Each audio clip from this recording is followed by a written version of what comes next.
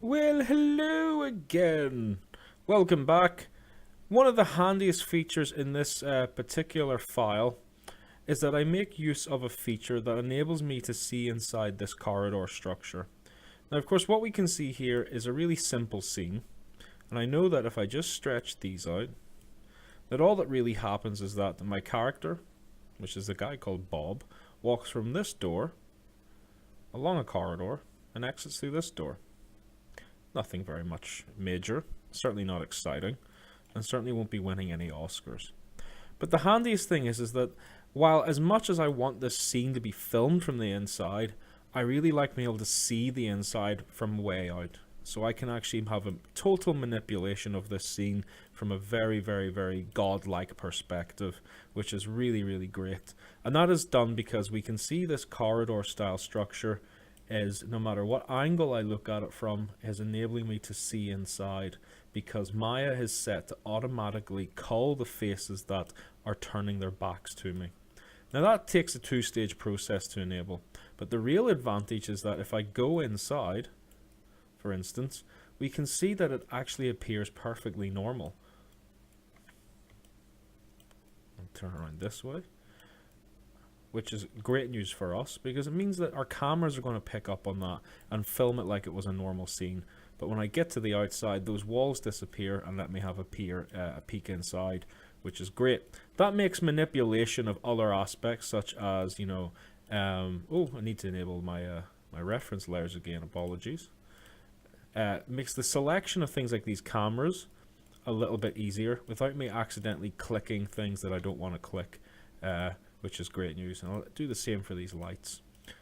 So there we go. And it's a really useful feature because no matter where I am, I can gain perspective on these things.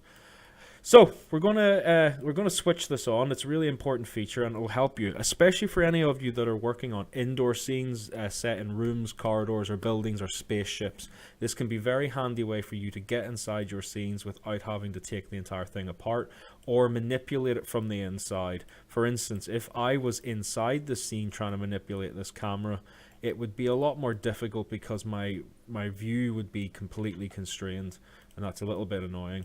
So the best way to see that, is actually just to see that in action. So I'm going to switch off my reference layer so I can select this geometry.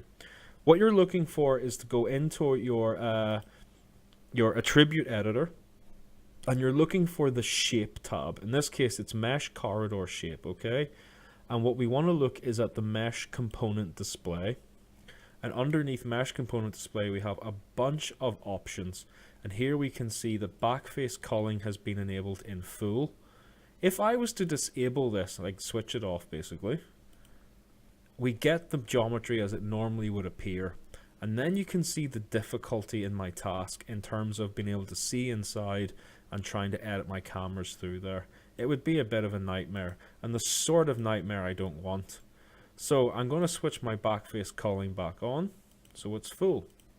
So how do you set this up in your own geometry? To demonstrate that, it's best that we create our own box. So say we were modeling a new room for this school, and we popped it right over here. Now we obviously not connected this yet, but we can see this would be a new space in which we would like some of the scene to take part, but currently we cannot see inside, and it's really annoying me. So I'll do what I did last time. I'll switch on backface culling. So with this object selected, I can see that this is still open, but it's a different cube shape this time. I'm just going to switch this on to full, but nothing happens. And the reason that is because when we create a brand new piece of geometry, Maya knows that the outsides of that geometry are what we want to see. So these are not the back faces. Therefore, if we're going to cull the back faces, we can't see them being culled because these are the front faces, the three that are staring at me. So I want those objects, this object to be inversed. I want the front faces to be the back faces and the back faces to be the front faces. The easiest way to do that is simply to reverse the normals. So with that object selected and with backface culling at full, I can head over to mesh display and I can click the reverse option, and hey presto, this object is now inside out. So the objects inside walls are now front facing, hence why we can see them, and the objects that were facing us are now back facing us, therefore we don't see them. However, if I go inside here, we can see that they're all front facing now because they're staring at me, and I can see all those walls, which is really important. But when I zoom back out, that's completely gone. And so that's a really, really useful feature. And if we continue to edit this piece of geometry, for instance, should I say extrude something, we can see that that extrusion is maintained in that object, which is really, really useful, and becomes increasingly useful as you start to develop, especially in those top-down style games or environments that you're making. Really, really cool stuff, really, really useful feature, and certainly one worth having in your toolbox. Alright, hopefully that makes sense. What I'll do is safely delete this optional box, and I will catch you in the next video. Good luck with your backface culling.